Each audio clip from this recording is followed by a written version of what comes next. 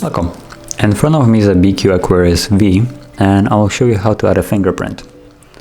So we'll start off by opening settings, then we'll go all the way down to security, and from here you have fingerprint.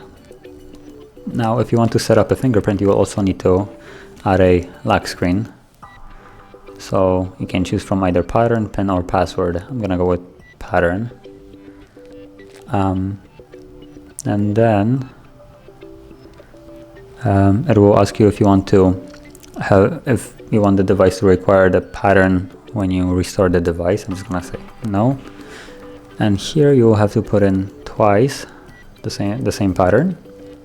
So let's do that.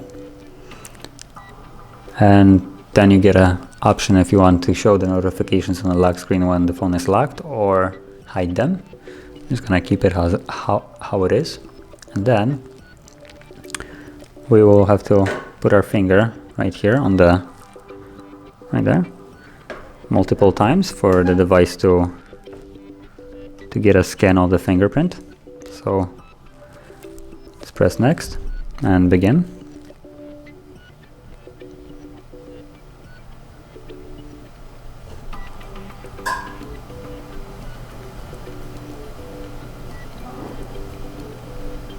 Okay, and once that's done, you will have an option to add another one. So you can add either the same finger just for reassurance that it will always read it, or you can add a different finger so you're not stuck with just unlocking it with one finger.